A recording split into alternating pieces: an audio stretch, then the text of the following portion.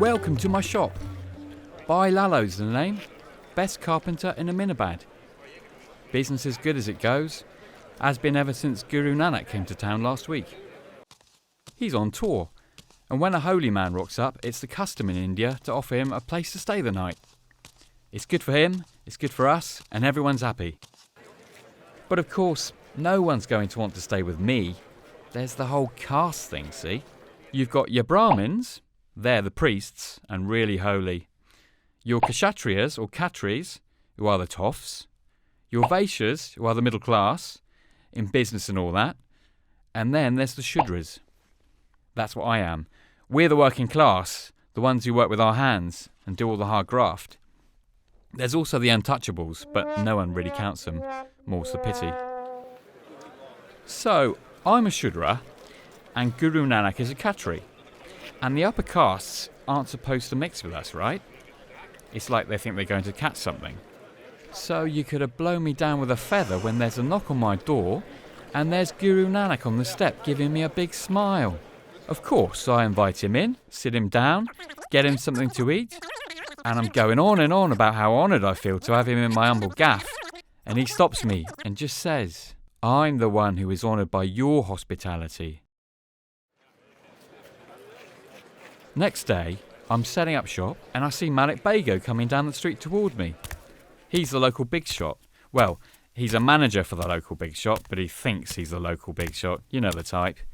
Anyway, he comes and stands outside my shop, not getting too close and holding a hanky up to his nose like I smell or something, and asks if Guru Nanak is in. Then the Guru himself comes out. Suddenly, Malik is all smiles, and he bows and scrapes like he means it. Please accept my apologies, Guruji, he says. You obviously didn't get the invitation to stay at my house last night. I'm so sorry you had to stay at the house of this grubby, and he said something I won't repeat. Please come and dine with me tonight. Well, Guru Nanak looks at him up and down and very politely says, No thanks, I'm afraid your food wouldn't agree with me. Malik goes bright red and tells the servant to go and fetch some food for the Guru to try. So the Guru turns to me and he asks if he can have a piece of my bread. By now, we've gathered a bit of a crowd, and Guru Nanak stands there with a piece of Malik's soft, fluffy white bread in his left hand, and a hunk of my coarse brown bread in his right hand. Then he holds them up for all to see, and squeezes. There's a gasp from the crowd as deep red blood dribbles out of Malik's bread, like juice from a ripe mango. Then from my bread, there's a trickle of pure white milk.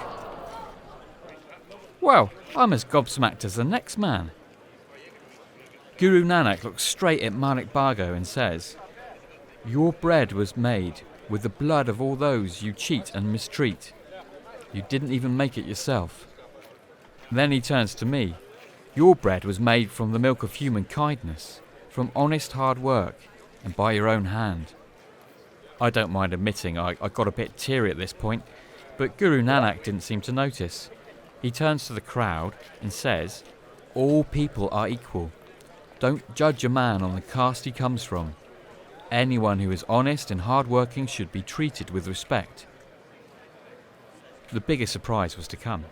Malik falls to his knees and cries like a baby. He promises there and then to mend his ways.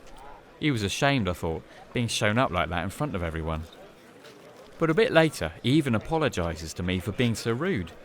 He shakes my hand and places an order for a whole new set of furniture. He even pays me in advance. And then he sees an untouchable. Wouldn't have gone near the bloke before, but now...